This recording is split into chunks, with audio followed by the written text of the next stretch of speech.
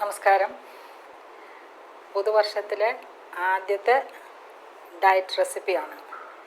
ഞാൻ വാക്ക് പാലിക്കുകയാണ്. നിങ്ങൾക്ക് ഇഷ്ടമുള്ള പലതരം ഡയറ്റ് റെസിപ്പീസ് എന്ന് പറഞ്ഞാൽ അസുഖങ്ങളെ മാറ്റി നിർത്തുന്നതും ആരോഗ്യം സംരക്ഷിക്കുന്നതുമായ റെസിപ്പികൾ, പാചകങ്ങൾ ആണ് നമ്മൾ തുടരെ എൻ്റെ വീഡിയോയിലൂടെ നിങ്ങൾ കാണാൻ പോകുന്നത്. അപ്പോൾ ഇന്ന് അമിതവണ്ണം ഏറ്റവും വലിയൊരു വിഷയമാണ് എന്ന് എനിക്കറിയാം. ഞാൻ എന്നും കണ്ടുകൊണ്ടിരിക്കുകയാണ്. ഒബേസിറ്റി എന്ന് പറയുന്നത് ഒരു പ്രീഡിസ്പോസിങ് ഫാക്ടറാണ്. Diabetics, BP, hypertension, cholesterol, fatty liver, polycystic ovary ഇങ്ങനെയുള്ള മെറ്റബോളിക് സിൻഡ്രോം വരുന്നതിൻ്റെ പ്രധാനപ്പെട്ട കാരണം അമിതവണ്ണവുമായി ബന്ധപ്പെട്ട ഒരു റെസിപ്പിയാണ്. അമിതവണ്ണം കൊണ്ട് നമുക്ക് വളരെയധികം പ്രോബ്ലംസ് ഉണ്ട്. അതുതന്നെയാണ് ഞാനിപ്പോൾ പറഞ്ഞത്. പ്രമേഹവും അതോടൊപ്പം തന്നെ ഫാറ്റി ലിവറും പോളിസിസ്റ്റിക് ഓവറിയും അമിത രക്തസമ്മർദ്ദവും 100% ഉണ്ടാവാൻ സാധ്യതയുള്ള ഒരു പ്രീ ഡയബറ്റിക് സ്റ്റേജാണ് അമിതവണ്ണം അഥവാ ഒബീസിറ്റി. അതിനെ നമുക്ക് എങ്ങനെയും തടഞ്ഞു നിർത്തിയേ പറ്റൂ. അപ്പോൾ ഈ അമിതവണ്ണം കൊണ്ട് ഏറ്റവും കൂടുതൽ പ്രോബ്ലം ഉണ്ടാകുന്നത് നമ്മളുടെ മുട്ടിനാണ്. മുട്ടുവേദന, നീ ജോയിൻറ്റിന് രണ്ട് മുട്ടിനും നല്ല അമിതമായ വേദന ഉണ്ടാവാൻ സാധ്യതയുള്ള കാര്യം തന്നെയാണ്. നിങ്ങൾക്കറിയാമല്ലോ, ഈ കാലിൻ്റെ മുട്ടിന് താഴെയായിട്ട് നമുക്ക് വെറും മാക്സിമം ഒരു 5 കിലോയെ കാണുകയുള്ളൂ. അതിൻ്റെ മുകളിലായിരിക്കും ഒരു 80 കിലോ 90 കിലോ ഒക്കെ, ഒരു ആവറേജ് 100 കിലോ വെയിറ്റുള്ള ആളുകൾ. അത് ചുമട് താങ്ങിയാണ് ഈ മുട്ട്. അപ്പോൾ എന്ത് പറ്റും, അതിനകത്തുള്ള കാർട്ടിലേജ്, അതിനകത്തുള്ള ബോൺസ് ഒക്കെ തന്നെയും ഇറോഡ് ചെയ്ത് പോകും, അതായത് ദുർബലമായി പോകും. അതിൻ്റെ പേരാണ് ഓസ്റ്റിയോ ആർത്രൈറ്റിസ് എന്ന് പറയുന്നത്. അതായത് പതുക്കെ അതങ്ങ് ദ്രവിച്ചു പോകും. അങ്ങനെ വരുമ്പം ആ ദ്രവിക്കുന്ന ആ ഒരു സ്റ്റേജിനെ നമുക്ക് കൺട്രോൾ ചെയ്യാൻ നമുക്ക് ഒത്തിരി നല്ല ഭക്ഷണങ്ങൾ ആവശ്യമാണ്. ആ നല്ല ഭക്ഷണങ്ങൾ ചേർത്തുകൊണ്ട്, അതുപോലെ തന്നെ ഇൻഫ്ലമേഷൻ വരും, അതിന് ഒരു വീക്കം വരും ആ ജോയിൻറ്റിന്. യൂഷ്വലി നല്ല വീക്കം കാണും, നല്ല ചുമപ്പ് കാണും, ചിലർക്ക് നല്ല വേദനയും നല്ല ചുമപ്പും ഉണ്ടാവും, അതിനോടൊപ്പം നല്ല വീക്കം ഉണ്ടാവും. അപ്പോൾ ഇതെല്ലാം തന്നെ ഇൻഫ്ലമേറ്ററി സ്റ്റേജാണ് കാണിക്കുന്നത്. അപ്പോൾ അതൊക്കെ നമുക്ക് കൺട്രോൾ ചെയ്യാൻ പര്യാപ്തമായ പ്രധാനപ്പെട്ട 2 ഇൻഗ്രീഡിയൻറ്റ് ചേർത്താണ് നമ്മളുടെ ഇന്നത്തെ റെസിപ്പി. അതെന്തൊക്കെയാണെന്ന് വെച്ചാൽ കരിഞ്ജീരകവും അതുപോലെ തന്നെ എള്ളും, ഏറ്റവും പ്രധാനപ്പെട്ട കാര്യം. അത് രണ്ടുമാണ് ഇന്നത്തെ റെസിപ്പിയുടെ പ്രധാനപ്പെട്ട ഇൻഗ്രീഡിയൻസ് എങ്കിലും അതിനോടൊപ്പം കപ്പലണ്ടിയുണ്ട്, തേങ്ങയുണ്ട്, അതോടൊപ്പം കുറച്ച് ഈന്തപ്പഴമുണ്ട്, വെർജിൻ കോക്കനട്ട് ഓയിലുണ്ട്. അപ്പോൾ നിങ്ങൾ എന്നോട് ചോദിക്കും, ഇതെല്ലാം കൂടെ വയ്ക്കും, തീർച്ചയായിട്ടും കലോറി കൂടുതലല്ലേ ഡോക്ടർ എന്ന് നിങ്ങളുടെ മനസ്സിലിപ്പോൾ ഒരു സംശയമുണ്ട്, അതെനിക്കറിയാം. പക്ഷേ ഇത് നമ്മൾ അമിതമായിട്ട് കഴിക്കരുത്. ഒരു ബോളൊക്കെ കഴിക്കാവൂ ദിവസം, അത്രയും അതിൻ്റെ ആവശ്യമേ ഉള്ളൂ. നല്ല വ്യത്യാസം ഉണ്ടാവുന്ന കാര്യങ്ങളാണ് ഇതിനകത്ത്, പ്രത്യേകിച്ച് കരിഞ്ജീരകം ചേർക്കുന്നത് കൊണ്ട്. കരിഞ്ജീരകത്തിന് കുറച്ച് കയ്പുണ്ടെങ്കിലും ഏറ്റവും പോഷക ഗുണത്തിലും ഔഷധ ഗുണത്തിലും ഏറെ മുന്നിൽ നിൽക്കുന്നതാണ് കരിഞ്ജീരകം. അപ്പോൾ വളരെ പ്രധാനപ്പെട്ട ഒരു കാര്യം കൂടെ ഞാൻ നിങ്ങളെ അറിയിക്കാനുണ്ട്. അതായത് ഈ കരിഞ്ജീരകവും എള്ളും നിങ്ങൾക്ക് മനസ്സിലാക്കാൻ വലിയ ബുദ്ധിമുട്ടായിരിക്കും. ഓക്കെ, അതെന്ന് വെച്ചാൽ വ്യക്തമായിട്ട് മനസ്സിലാക്കാൻ പറ്റുന്നത് എങ്ങനെയാണെന്ന് വെച്ചാൽ, അതിൻ്റെ സാധാരണ പാക്കറ്റിൻ്റെ മുകളിൽ എഴുതും, പെട്ടെന്ന് കണ്ടു കഴിഞ്ഞാൽ മനസ്സിലാവുകയില്ല. കരിഞ്ജീരകത്തിന് ഒരു തരം ഒരു ഡൾ നേച്ചറാണ്, ഒരു ബ്രൗണിഷ് ബ്ലാക്ക് ആയിട്ടിരിക്കും. അത് കണ്ടു കഴിഞ്ഞാൽ ഒരു ഷൈനിങ് കാണത്തില്ല. എന്നാൽ എള്ളിന് ഒരു ഷൈനിങ് നേച്ചർ ഉണ്ടായിരിക്കും. അതാണ് അതിൻ്റെ വ്യത്യാസം. പിന്നെ കുറച്ചുകൂടെ വലുതുമായിരിക്കും, നമുക്ക് നോക്കുമ്പോൾ മനസ്സിലാവും. കരിഞ്ജീരകത്തിനാണെങ്കിൽ തീരെ ചെറുതാണ് കരിഞ്ജീരകം. ഓക്കെ, അതാണ് അതിൻ്റെ വ്യത്യാസം. കറുപ്പ് നിറമാണ്, പെട്ടെന്ന് കാണുമ്പോൾ രണ്ടും കറുപ്പ് നിറത്തിൽ തന്നെ ഇരിക്കും. എന്നാലും ഇതൊരു ചെറിയൊരു ബ്രൗണിഷ് കളറാണ് കരിഞ്ജീരകത്തിന് ഉണ്ടാവുക. എള്ളിന് കുറച്ചുകൂടെ നല്ല ഗ്ലോസി, ഒരു ഷൈനിങ് അപ്പിയറൻസ് ഉണ്ടാവും, കുറച്ചുകൂടെ വലുതുമാണ്. അപ്പോൾ അങ്ങനെ നമ്മൾ കണ്ടുപിടിക്കാം. പിന്നെ നമ്മുടെ ഈ കരിഞ്ജീരകത്തിനകത്ത് നമ്മൾ ചേർക്കുന്ന എന്തൊക്കെയാണ്, അതുമാത്രമല്ല ഈ അനുപാതവും വളരെ ഇമ്പോർട്ടൻ്റ് ആണ്. എള്ളൊരു 100 ഗ്രാം എടുക്കുന്നെങ്കിൽ കരിഞ്ജീരകം ഒരു 20 ഗ്രാം മതി, ഒരു 5-1 ഭാഗം മതിയാവും. പിന്നെ അതുപോലെ തന്നെയാണ് ഈന്തപ്പഴം ഒരു 20-25 ഗ്രാം മതി. പിന്നെ കപ്പലണ്ടി അതുപോലെ 25 ഗ്രാം, തേങ്ങാപ്പീര 25 ഗ്രാം. ഇതാണ് ഇതിൻ്റെ അനുപാതം. 25 ഗ്രാം തേങ്ങാപ്പീര, 25 ഗ്രാം കപ്പലണ്ടി, 25 ഗ്രാം ഈന്തപ്പഴം, അതിന് കുരു കളഞ്ഞ് എടുക്കുക. പിന്നെ നമ്മുടെ വെർജിൻ കോക്കനട്ട് ഓയിൽ, അല്ലെങ്കിൽ ആട്ടിയ വെളിച്ചെണ്ണ. ഇപ്പം വെർജിൻ കോക്കനട്ട് ഓയിൽ ഇല്ലെങ്കിൽ ഇത്തിരി ആട്ടിയ വെളിച്ചെണ്ണയും കൂടെ ചേർത്ത് ഇത് ഉരുട്ടിയെടുക്കാൻ എളുപ്പമായിരിക്കും. ഇത്രയും ഇൻഗ്രീഡിയൻസേ ഉള്ളൂ. അപ്പോൾ ഇതിൽ ഏറ്റവും പ്രധാനമായിട്ട് നമ്മൾ ശ്രദ്ധിക്കേണ്ട കാര്യം, ഈ കരിഞ്ജീരകത്തിൻ്റെ ഔഷധമൂല്യം മനസ്സിലാക്കുന്നതാണ്. ഏറ്റവും കൂടുതൽ ഔഷധമൂല്യമാണ് ഇത്. ശരിക്കും ഈ വെള്ളപ്പാണ്ടിന് വരെ ഇത് വളരെ എഫക്റ്റീവാണെന്നാണ് പറയുന്നത്, സ്ഥിരമായി കുറച്ച് ചെറിയ തോതിൽ കഴിച്ചാൽ. അതോടൊപ്പം സോറിയാസിസ് എന്ന് പറയുന്ന ഏറ്റവും നല്ല ഒരു ഓട്ടോ ഇമ്മ്യൂൺ ഡിസോർഡറിനൊക്കെ പല ഓട്ടോ ഇമ്മ്യൂൺ ഡിസോർഡേഴ്സിനും ഇതൊരു മരുന്ന് തന്നെയാണ് കരിഞ്ജീരകം. പിന്നെ അതുപോലെ അമിതവണ്ണം, ഈ പ്രമേഹം, അതുപോലെ മുട്ടുവേദന, ഇങ്ങനെയുള്ള എല്ല് തേയ്മാനം, പിന്നെ ക്യാൻസർ, ഇവയ്ക്കൊക്കെ പ്രതിവിധിയായിട്ടുള്ള ഒരു കാര്യം, ഏറ്റവും നല്ല ഒരു സീഡ് തന്നെയാണ് കരിഞ്ജീരകം. അപ്പോൾ ഇതിനകത്ത് തൈമോക്വിനോൺ എന്ന് പറയുന്ന ഏറ്റവും നല്ലൊരു ആൻറ്റി ഓക്സിഡൻ്റ് ഉണ്ട്. അതാണ് ഏറ്റവും ഇതിനകത്ത് പ്രധാനപ്പെട്ട ഒരു ഹൈലൈറ്റ്. പിന്നെ ഇതിനകത്ത് പ്രോട്ടീൻ ആണെങ്കിലും അതുപോലെ തന്നെ മറ്റുള്ള പോളിഫിനോൾസ് ആണെങ്കിലും ഫ്ലേവനോയിഡ്സ് ആണെങ്കിലും നാരുകളാണെങ്കിലും വളരെ നല്ല അളവിലുണ്ട്. പിന്നെ ഇരുമ്പിൻ്റെ അംശം, vitamin A, B, C, D എന്നൊക്കെ പറയുന്ന എല്ലാത്തരം ഡി ഇല്ല, ബാക്കി ഏകദേശം വൈറ്റമിൻസ് എല്ലാം ഇതിനകത്തുണ്ട്. പിന്നെ എള്ളിൻ്റെ കാര്യം പറഞ്ഞാൽ ഏറ്റവും പ്രധാനം കോപ്പറിൻ്റെ അംശം അതിനകത്തുണ്ട്. അത് കറുത്ത എള്ളിലാണ് കൂടുതലാവുന്നത്. വെളുത്ത എള്ളെന്ന് പറയുന്നത് അത് തൊലി കളഞ്ഞ് വയ്ക്കുന്നത് തന്നെയാണ് വെളുത്ത എള്ള്.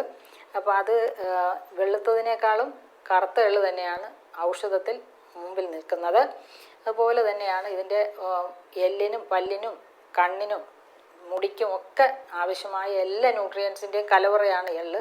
അതോടൊപ്പം തന്നെയാണ് മസിലിൻ്റെ ആരോഗ്യത്തിനും എല്ലിൻ്റെ ആരോഗ്യത്തിനും ഞരമ്പിൻ്റെ ആരോഗ്യത്തിനും ഒക്കെ ഏറെ ഫലപ്രദമായ ഒരു സീഡ് തന്നെയാണ് എള്ള്. പണ്ട് കാലങ്ങളിലൊക്കെ വീട്ടിൽ തന്നെ തയ്യാറാക്കി എല്ലാ കുട്ടികൾക്കും കൊടുക്കുകയും അതുകൊണ്ട് തന്നെ അവരുടെ മുടിയും അതുപോലെ തന്നെ മുഖവും അതുപോലെ തന്നെ ശരീരവും ഒക്കെ നല്ല തിളക്കമായിരുന്നു. ഇപ്പോഴെങ്ങനെയാണ്? ഇപ്പോൾ നേരെ തിരിച്ചാണ്. ആർക്കും അതിനൊന്നും നേരവും ഇല്ല. പിന്നെ നമ്മൾ വാങ്ങിക്കഴിക്കുന്നതോ അതിനകത്ത് മുഴുവനും ഈ പറഞ്ഞതുപോലെ അഡൾട്രേഷനുമാണ്.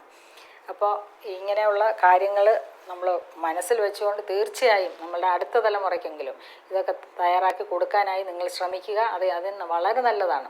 പിന്നെ ഒരു പ്രധാനപ്പെട്ട കാര്യം, ഇതിനകത്ത് ഇപ്പോൾ എള്ളുണ്ട ഉണ്ടാക്കുമ്പോൾ കൊച്ചു കുഞ്ഞുങ്ങൾക്കാണെങ്കിൽ ഈ കരിഞ്ജീരകം അധികം ചേർക്കേണ്ട ആവശ്യമില്ല. അമിത വണ്ണമുള്ളവരാണെങ്കിൽ ചേർത്തോളൂ, അല്ല എങ്കിൽ വേണ്ട. പിന്നെ ഇതിൻ്റെ അനുപാതം നോക്കുമ്പോൾ വളരെ ചെറിയ അളവിലാണെങ്കിൽ കൂടിയും ഇതിനകത്ത് 2-3 കാര്യങ്ങൾ ഇതിപ്പം കരിഞ്ജീരകം കൊടുക്കരുത് എന്നുണ്ട്. അതായത് ബ്ലീഡിങ് ഡിസോർഡേഴ്സ്, അതായത് ത്രോംബോസൈറ്റ്, നമുക്ക് പ്ലേറ്റ്ലെറ്റിൻ്റെ അളവ് കുറവായിട്ടുള്ളവർക്ക് എന്ന് പറഞ്ഞാൽ രക്തഓട്ടം വളരെ സുഗമമാക്കുന്നതും രക്തക്കുഴലുകളെ വികസിപ്പിക്കുന്നതുമൊക്കെയാണിത്. അപ്പോൾ അതുകൊണ്ട് അങ്ങനെയുള്ള, അതുപോലെ തന്നെ ആസ്പിരിൻ, ക്ലോപ്ലെറ്റ് മരുന്നുകൾ കഴിക്കുന്നവരും ഈ കരിഞ്ജീരകം ചേർത്ത് ഉണ്ടാക്കണ്ട. അത് ഇപ്പോൾ ഉണ്ട ഉരുട്ടുന്ന സമയത്ത് കരിഞ്ജീരകം മാറ്റി നിർത്തുന്നത് നല്ലതായിരിക്കും. അല്ലാതെ മുട്ടുവേദനയും അമിത വണ്ണവും പ്രമേഹവും ഒക്കെ ഉള്ളവർക്ക് ഇതെല്ലാം തന്നെയും ചേർത്ത് കഴിക്കാവുന്നതാണ്. അപ്പോൾ നമ്മളിതെങ്ങനെയാണ് തയ്യാറാക്കുന്നതും എന്തൊക്കെ ചേരുവകളാണെന്ന് ഒന്നുകൂടെ പരിചയപ്പെടാം. അപ്പോൾ കരിഞ്ജീരകം നമുക്ക് ഒരു 20-25 ഗ്രാം എടുത്തിട്ട് 100 ഗ്രാം എള്ളെടുക്കുക. ഇത് എള്ള് 100 ഗ്രാം, ഇത് കരിഞ്ജീരകം 25 ഗ്രാം, കപ്പലണ്ടി 25 ഗ്രാം, അതുപോലെ തേങ്ങാപ്പീര 25 ഗ്രാം, പിന്നെ ഡേറ്റ്സ് 25 ഗ്രാം. ഇത് ഇത്രയും കൂടെ എടുത്ത് നമുക്ക് മിക്സിയിൽ നന്നായിട്ട് അടിക്കാം. പിന്നെ ഇത് രണ്ടും വറുത്തെടുക്കണം കേട്ടോ. കരിഞ്ജീരകവും എള്ളും മൂപ്പിച്ചെടുക്കണം. അപ്പോൾ നന്നായിട്ട് പൊട്ടും. ആ പൊട്ടുന്ന സമയത്ത് ഇതെടുക്കുക. ഇത്രയും ചേരുവകൾ ചേർത്തിട്ട് നമുക്ക് ഇത് മിക്സിയിൽ നന്നായിട്ട് പൊടിച്ച് വെർജിൻ കോക്കനട്ട് ഓയിലും കൂടെ ചേർത്ത് നന്നായിട്ട് കുഴച്ച് ഉരുട്ടിയെടുക്കുക.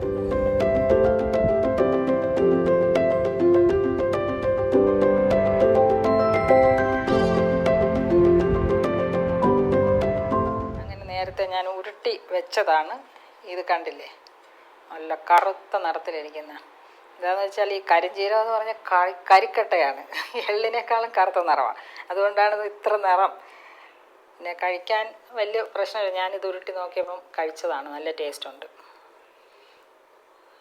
കരിഞ്ജീരകത്തിന് ഒരു കയ്പ്പൊക്കെ ഉണ്ട് എങ്കിൽ കൂടിയും നമ്മൾ മറ്റുള്ള ചേരുവകൾ ചേർത്തിട്ടുണ്ടാക്കിയത് കൊണ്ട്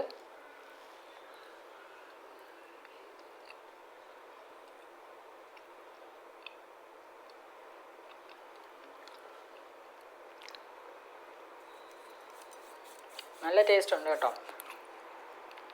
അപ്പോൾ ഞാൻ ചുമ്മാ പറയുന്നതെന്ന് വിചാരിക്കരുത്. നല്ല ടേസ്റ്റ് ഉണ്ട്, കുഴപ്പമൊന്നുമില്ല. ഞാൻ ഇതൊക്കെ ചേർത്തിരിക്കുന്നത് അതിനു വേണ്ടി തന്നെയാണ്. ഈ കരിഞ്ജീരകം മാത്രമാകുമ്പോൾ ആർക്കും കഴിക്കാനൊന്നും പറ്റത്തില്ല. പിന്നെ കരിഞ്ജീരകത്തിൻ്റെ ചായ നേരത്തെ നമ്മൾ ഉണ്ടാക്കി ഓർമ്മയുണ്ടല്ലോ. കൊളസ്ട്രോൾ, അമിതവണ്ണം, പ്രമേഹം കുറയ്ക്കുന്ന ചായ എന്ന് പറഞ്ഞ് ഒരു ചായ കുടിച്ചാലോ എന്നൊക്കെ പറഞ്ഞിട്ടൊരു ക്യാപ്ഷൻ പഴയത്. അപ്പോൾ അതിന് കരിഞ്ജീരകം അങ്ങനെ അതിന് നമുക്ക് ഒരു കയ്പും തോന്നത്തില്ല. കാരണം പൊടിച്ചിട്ട് 1 ടീസ്പൂണാണ് 1 ഗ്ലാസ് വെള്ളത്തിൽ ചേർക്കുന്നത്. അപ്പോൾ അതുകൊണ്ട് ഇത് നല്ല രുചിയുണ്ട്, അടിപൊളിയാണ്. നിങ്ങളെല്ലാവരും അത് ട്രൈ ചെയ്ത് നോക്കണം തീർച്ചയായും. പിന്നെ ഇത് ഒരു ഒന്നോ രണ്ടോ ദിവസം കഴിച്ചിട്ട് കമൻറ്റ് ബോക്സിൽ എഴുതരുത് മാഡം ഞങ്ങളുടെ മുട്ടുവേദന മാറിയില്ലെന്ന്. ഇതാണ് ഇവിടുത്തെ പ്രോബ്ലം. 2 ദിവസം കഴിയുമ്പോൾ പറയും മുട്ടുവേദന നിങ്ങൾ എന്തിനാ ഇതൊക്കെ ഉണ്ടാക്കി ഇവിടെ വെച്ചിട്ട് ഇങ്ങനെ പറയുന്നത്, മുട്ടുവേദന മാറിയില്ല എന്ന് പറഞ്ഞ് കമൻറ്റ് ബോക്സിൽ എഴുതരുത്. 1 മാസം കൃത്യമായിട്ട് ചെയ്തിട്ട് ആദ്യം വെയിറ്റ് കുറയ്ക്കാൻ നോക്കണം. വെയിറ്റ് കുറയ്ക്കാൻ എന്താണ് വേണ്ടത്? ഇത് കഴിക്കാൻ മാത്രമല്ല, ഇത് കഴിക്കുന്നത് കൊണ്ട് എന്തോ ആ ഇൻഫ്ലമേഷൻ കുറയും, കുറച്ച് വേദന കുറയുമെന്നേ ഉള്ളൂ. വെയിറ്റ് കുറയ്ക്കണം. വെയിറ്റ് കൊണ്ടുണ്ടാകുന്നതാണ് ഞാനിത് തയ്യാറാക്കിയിരിക്കുന്നത്. വെയിറ്റ് കൊണ്ടുണ്ടാകുന്ന ഓസ്റ്റിയോ ആർത്രൈറ്റിസ്. ഇത് റുമറ്റോയ്ഡ് ആർത്രൈറ്റിസിന് ഒരു വലിയ മരുന്നില്ല, എങ്കിലും റുമറ്റോയ്ഡ് ആർത്രൈറ്റിസിന് നല്ലത് തന്നെയാണ്. അതിന് പറ്റിയതാണ് കരിഞ്ജീരകം. Osteo arthritis, obesity. അപ്പോൾ ഒബിസിറ്റിക്ക് എന്താ നമ്മൾ ചെയ്യേണ്ടത്? LK ഡയറ്റ് പ്ലാൻ ഫോളോ ചെയ്യണം. മറന്നു പോകരുത്. LK ഡയറ്റ് പ്ലാൻ വീഡിയോ കിടപ്പുണ്ട്, അത് കറക്റ്റായിട്ട് എഴുതിയെടുത്തിട്ട് അതുപോലെ ചെയ്യുക. 6 നേരത്തെ ഭക്ഷണം, രാവിലെ എഴുന്നേൽക്കുമ്പോൾ കരിഞ്ജീരക ചായ, അത് കഴിഞ്ഞിട്ട് നോൺ വെജിറ്റേറിയൻസ് ആണെങ്കിൽ 2 മുട്ട, അതല്ല എങ്കിൽ കൂടുതലായിട്ട് പയറോ കടലയോ അങ്ങനെയുള്ള ചേർത്തിട്ട് ചെറിയ തോതിൽ കാർബോഹൈഡ്രേറ്റ്. 11 മണിക്ക് വെജിറ്റബിൾ ജ്യൂസ്. ഉച്ചയ്ക്ക് വീണ്ടും മീനോ, നോൺ വെജിറ്റേറിയൻസിന് മീൻ കഴിക്കാം. അല്ലാത്തവർക്ക് സാലഡ്സും പയറും കടലയും ഒക്കെ ചേർത്തിട്ടുള്ള അതിന് പകരമുള്ള വെജിറ്റബിൾസ് വെച്ചിട്ടുള്ള കറികളും 1 പിടി ചോറും.